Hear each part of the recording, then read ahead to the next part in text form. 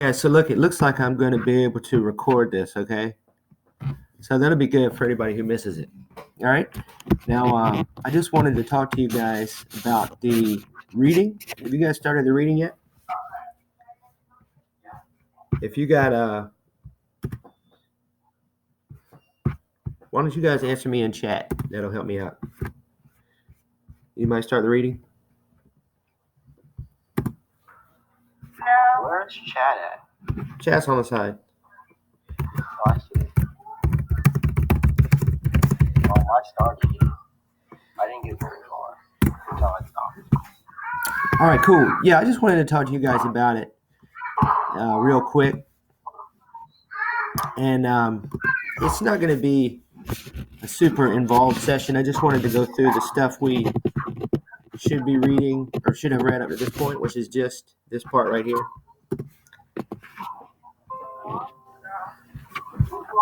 All right, so you guys can see this, right? Can everybody see this?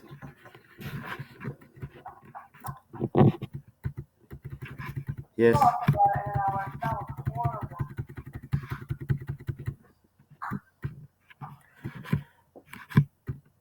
All right, here we are at the very beginning, okay? All right, so I'm going to give you guys a brief little presentation, and then I'm going to ask you a few questions as we go along, okay? So make sure everybody's got their microphone muted. And then you guys can unmute it once I'm going to mute you, Ashley, okay? I don't know if you know how to do that. I did it for you. All right, so that way I can hear myself, and then I'm going to ask that you guys can unmute yourself in just a minute. This shouldn't take too long, but I just want to go over this, make sure we have a good idea. All right, so the story starts off. There's this guy, and his name is Ellie. He calls himself Ellie. He lives with his mom and dad. He's a Jew, and this is during the war. This is during World War II. And it's kind of, honestly, when all this stuff starts for him, it's kind of late in the war. So it's almost to the tail end. The war is almost over, everybody thinks, and they think they're going to get out of it. So he starts the story off with this guy who becomes like his religious helper, okay? And they call him Moishi the Beetle, okay? So I'm just going to read you just a little bit, and then we're going to move on. They called him Moishi the Beetle as if his entire life he had never had a surname. He was the jack of all trades in a Hasidic house of prayer, a shtibel. The Jews of Sighet, the little town in Transylvania, which was in Hungary, where I spent my childhood, were fond of him. He was poor and lived in utter penury. As a rule, our townspeople, while they did help the needy, did not particularly like him because he was an outsider. He was not born there. Moishi the Beetle was the exception. He stayed out of people's way. His presence bothered no one. He had mastered the art of rendering himself insignificant, invisible. Physically, he was as awkward as a clown. His waif-like shyness made people smile. As for me, I liked his wide, dreamy eyes gazing off into the distance. He spoke little. He sang, or rather he chanted, and the few snatches I caught here and there spoke of divine suffering, of the Shekinah in exile, where, according to Kabbalah, it awaits its redemption linked to that of man. I met him in 1941. I was almost 13 and deeply observant. By day, I studied Talmud, and by night, I would run to the synagogue to weep over the destruction of the temple. One day, I asked my father to find me a master who could guide me in my studies of Kabbalah. You are too young for that. Maimonides tells us that one must be 30 before venturing into the world of mysticism, a world fraught with peril. First, you must study the basic subjects. Then you are able to comprehend. My father was a cultured man, rather unsentimental. He rarely displayed his feelings, not even within his family, and was more involved with the welfare of others than with that of his own kin. The Jewish community of Sighet held him in highest esteem. His advice on public and even private matters was frequently sought. There were 4 of us children, Hilda the eldest, then Bay. I was the third, the only son. Zipporah was the youngest. My parents ran a store. Hilda and Bay helped with the work. As for me, my place was in the house of study, or so they said. There are no Kabbalists in Sighet, my father would often tell me. He wanted to drive the idea of studying Kabbalah from my mind. In vain, I succeeded on my own in finding a master for myself in the person of Moshe the Beetle. All right, so he finds this guy who can kind of mentor him in the ways of religion. And he's, as a he's just a very devout kid himself. So it's good to find this helper, all right? And so this guy wins him over through, what I'm about to show you right now. They have a certain conversation. I just want to read it to you. Okay. He watched me one day as I prayed at dusk. Why do you cry when you pray, he asked, as though he knew me well. I don't know, I answered, troubled. I had never asked myself that question. I cried because something inside me felt the need to cry. That was all I knew. Why do you pray? He asked after a moment. Why did I pray? Strange question. Why did I live? Why did I breathe? I don't know, I told him, even more troubled and ill at ease. I don't know. From that day on, I saw him often. He explained to me with great emphasis that every question possessed a power that was lost in the answer. Man comes closer to God through the questions he asks him, he liked to say. Therein lies true dialogue. Moshe goes on to ask, and why do you pray, Moshe? I asked him, or this is Eli asking him. I pray to the God within me for the strength to ask him the real questions. So they go on like this. Moshe becomes like his, mentor, you could say, and starts teaching him all the mysticism, Jewish mysticism of the Kabbalah. And pretty much the lesson that Moshe teaches him is that everybody has to come to God through his own path. Okay? Now, does anybody know what happens to Moshe? Let me come back to the group. All right. You might get that far in the reading. Just guess. What do you think happens to Moshe?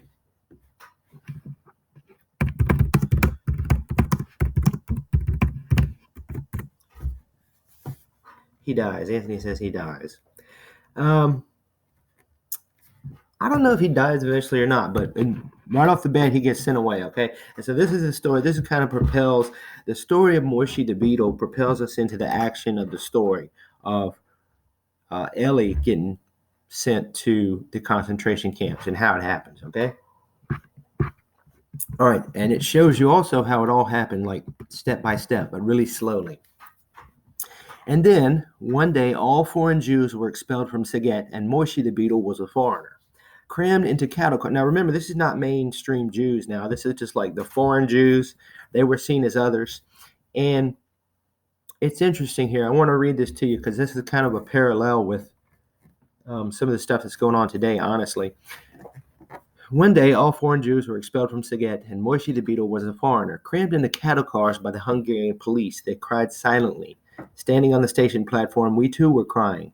The train disappeared over the horizon. All that was left was thick, dirty smoke. Behind me, someone said, sighing, "What do you expect? That's war."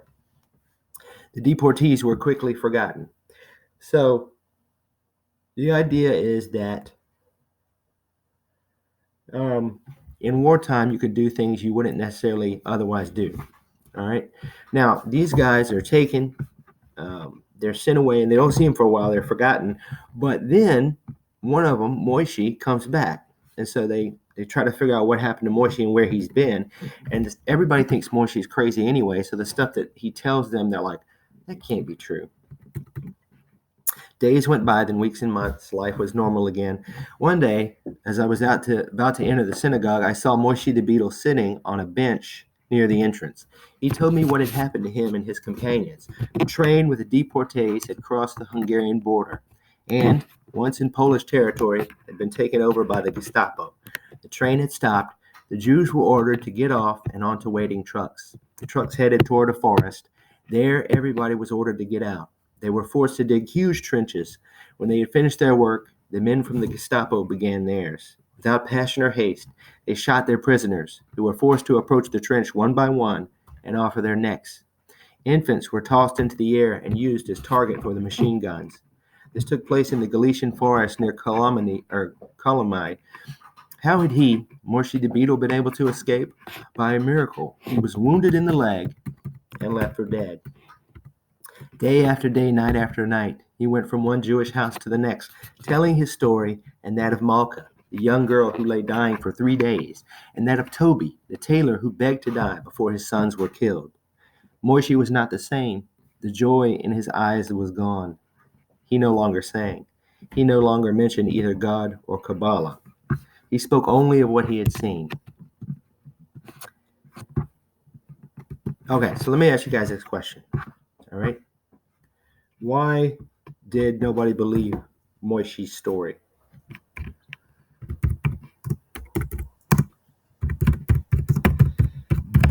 Why didn't anyone believe Moishe, do you think? And you guys can unmute yourself if you want to just answer and blurt it out. Anybody?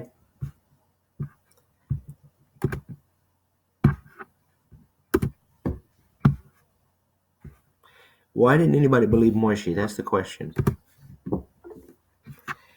Anthony says, because they didn't want to believe what was happening. That's right. That's a good point. Okay, so listen, this whole story, there is this huge denial that's going on, okay? And that's one of the big themes of the work. As you read, you can see that people just don't believe it's happening because they don't want to believe it. And that's the whole thing with the Holocaust. When we get deeper into talking about it, we'll talk about that. And I want to show you one more thing from chapter 1, or part 1. It's not really a chapter. It doesn't say chapter, but it's just like part 1. It's page, whatever, to page 22. I want to show you how easily things can escalate, okay, from a little bit of persecution to a lot, okay? And so this is important for, I think, the day and age we live in now, because we have a lot of these restrictions being placed on us during this outbreak. And, you can debate about whether they're good or not, or whether they're healthy, but you have to be careful when you start having these. You have to question them and ask about what the implications of these things are. If you're forced to stay inside, if you're forced to, for instance, I went to take my wife's car to the shop today. I had my daughter with me and everything. They wouldn't let me inside the shop because they said I didn't have a mask on.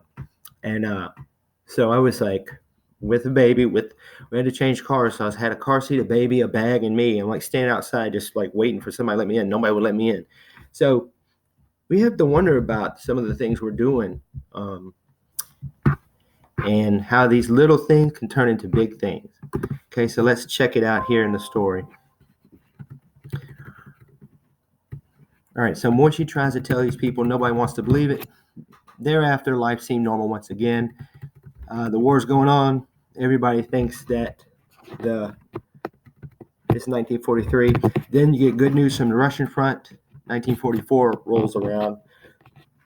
The Red Army, the communists are advancing. Hitler's going to be done in a while. Once again, nobody wanted to believe this bad thing could happen. Even Moishe the Beetle had fallen silent. Everybody was tired of his talking anyway. And everybody was thinking, it's going to be okay. Life is going to be okay, hopefully. Okay. Now then some slow changes start to happen, okay? And I just want to go over them in bullet points. One of the changes that happens is the fascist party takes over. That's kind of like a government that's ruled by a military dictatorship. So it's like a military emergency. And so it's a wartime now.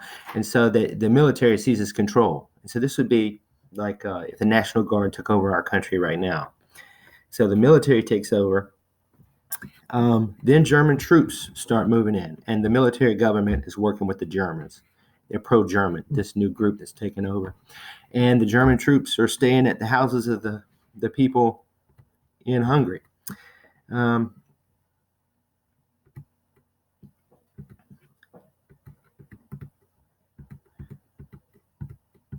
All right, so then German soldiers start rolling into the towns where they live. Even though they've heard rumors of Germans being there, now they start to roll into the towns, and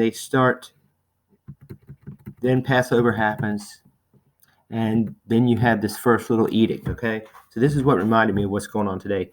The first edict: Jews were prohibited from leaving their residences for 3 days under penalty of death. So it starts off with little bitty things, okay? And of course, we don't have the penalty of death here, but that kind of thing can lead to other things. And if it's life and death situation, you better believe that they put the penalty of death on things like that. Every Jew had to wear the yellow star. That was a new decree. So it's slow step by slow step.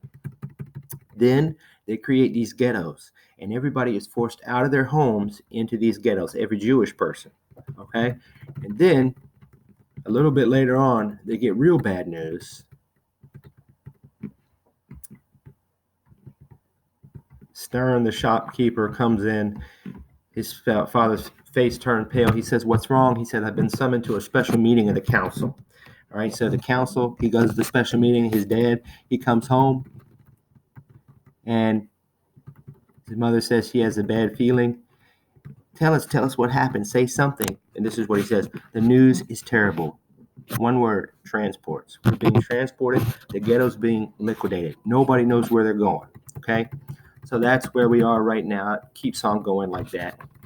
It also talks about them lining up and how they have to stand, waiting for their transport, waiting for the train. They are allowed to take a bag with them, but once the trains get there, they won't let them bring the bag. And then the people are about to thirst to death, and they're all standing in line. And this is other people in the transport. Ellie and his family haven't left yet, but they're watching these other transport go, and they get to take over the houses of the people after they've left.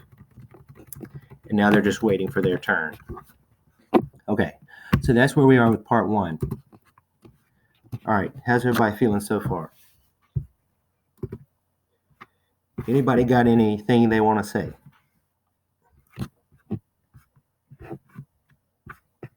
No? Okay. All right, cool. That's where I wanted you guys to be, just so that you were caught up with me. And I'm going to go ahead and stop this recording now.